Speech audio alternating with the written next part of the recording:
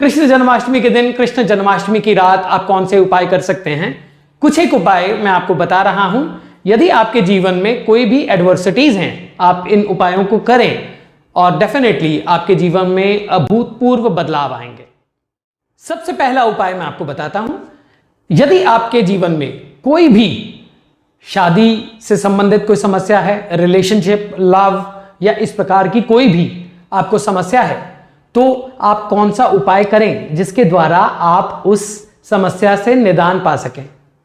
आप एक चांदी की बांसुरी या फिर एक लकड़ी की बांसुरी लें। वो लकड़ी की बांसुरी या चांदी की बांसुरी जब आप खरीदें तो कान्हा जी का ध्यान करें और ये ध्यान करें कि ये कान्हा जी को अर्पण करूंगी या करूंगा। तो जब कृष्ण जन्माष्टमी की पूजा चल रही हो तब आप वहां जाएं मंदिर में और इस बांसुरी को भगवान कृष्ण को अर्पित कर दें। आपके रिलेशनशिप से कोई भी संबंधित समस्या होगी, इससे ठीक होगी, इससे उसका निदान होगा। इसका कारण यह है कि जब बांसुरी बजती है, एक लय बनती है, तो आपके जीवन की प्रेम की लय, आपके जीवन में प्रेम का रस, ये उदय होगा। आपके जीवन में एक प्रेम का उदय होगा। यदि आंतरिक कोलाहल आपकी फैमिली में भी चल रहा है, आप तब भी कर सकते हैं। यदि आपका रिलेशनशिप खराब है, आप तब भी इसे कर सकते हैं। और यदि आपकी शादी में समस्या है तो आप क्या करें? आप एक पान लें और राधा रानी और भगवान श्री कृष्ण को चढ़ाएं और साथ में बांसुरी भी चढ़ाएं। और दूसरा उपाय, यदि आपके शत्रु आप पर हावी हो रहे हैं, आपके जीवन में प्रॉब्लम्स क्रिएट कर रहे हैं या आपको आगे बढ़ने में रोक रहे हैं, तो क्या करें? आप भगवान श्री कृष्ण को चोला चढ़ाएं। पीले कलर का चोला, पीतांबर वस्त्र जो हैं वो भगवान कृष्ण को चढ़ाएं, साथ में बांसुरी चढ़ाएं और माखन मिश्री तुलसी का भोग लगाएं। तीसरा उपाय, अगर आपके जीवन में धन संपदा की कमी है, आपके जीवन में धन के योग नहीं है या आपके जीवन में कर्जा हो गया है, तो आप क्या करें?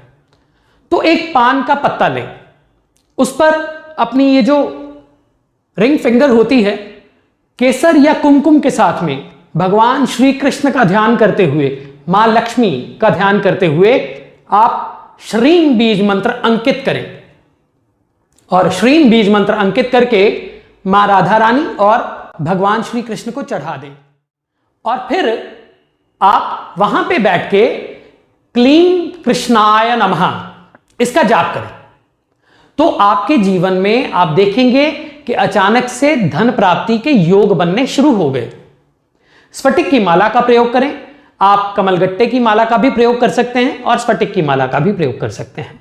यदि आपके जीवन में संतान प्राप्ति से संबंधित कोई समस्या है तो किस प्रकार से आप उसका निदान कर सकते हैं? भगवान श्री कृष्ण के बाल रूप लड्डू गोपाल जी, उनका स्नान कराएं और उनको वस्त्र अर्पण करें और लड्डू का या फिर माखन मिश्री तुलसी का भोग लगाएं और प्रे करें कि हे प्रभु, आप हमारे घर में भी विराजमान हो।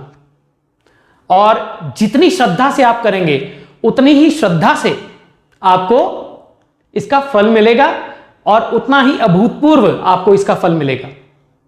इसके साथ में एक साधना भी मैं बता रहा हूं। यदि आपके जीवन में किसी भी तरह की समस्या है तो आप पीतांबर वस्त्र धारण करें, सामने मिश्री रखें, मिश्री रख के आप क्लीं कृष्णाय नमः, क्लीं कृष्णाय नमः इसका आप जाप करें। इसके रिजल्ट्स आपको ऐसे मिलेंगे कि आपके जीवन में कोई भी रिलेशनशिप से, धन से या फिर किसी भी प्रकार की कोई भी समस्या जो कि आपके आगे बढ़ने के लिए जीवन में बाधा बन रही है, उसका निदान होगा। और इस रात को आप जितना जाप कर सकें, 1 माला, 11 माला, 21 माला, इसका जाप करें और साथ में भगवान को माखन मिश्री तुलसी का भोग लगाएं और आपके जीवन में अभूतपूर्व बदलाव आएंगे। आपको पीतांबर धारण करना है, स्फटिक की माला का प्रयोग करना है और भगवान को केसर अर्पित करना है।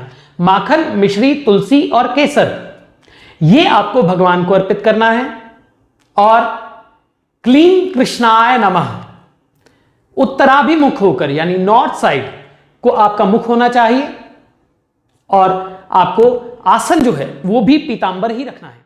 दूसरा मंत्र है ओम नमो भगवते वासुदेवाय। यदि आप इस मंत्र का जन्माष्टमी से शुरू करके रेगुलर दिवाली तक जाप करते हैं तो आपको इसका अभूतपूर्व फल मिलेगा। धन प्राप्ति के लिए एक साधना, श्रीं बीज मंत्र, आपको लाल वस्त्र पहनने हैं, स्फटिक की माला या रक्तचंदन की माला या कमलगट्टे की माला आपको लेनी है, और उसके साथ में उत्तराभिमुख होकर या फिर पश्चिमाभिमुख होकर, यानी वेस्ट साइड लक्ष्मी जी की साइड मानी जाती है, आपको श्रीं बीज मंत्र का जाप करना है। आसन भी लाल ही होना चाहिए, और आपके घर में महालक्ष्मी का स्थायित्व होगा श्रीं बीज मंत्र से।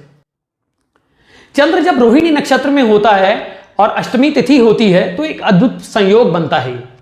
तो इस रात को आप कोई भी साधना करें, यदि आप क्लीन की साधना करते हैं तो क्लीन की करें, अगर आप श्रीं की करते हैं तो श्रीं की करें, आप किसी भी प्रकार की साधना करें, परंतु इस रात्रि को व्यर्थ ना जाने दें।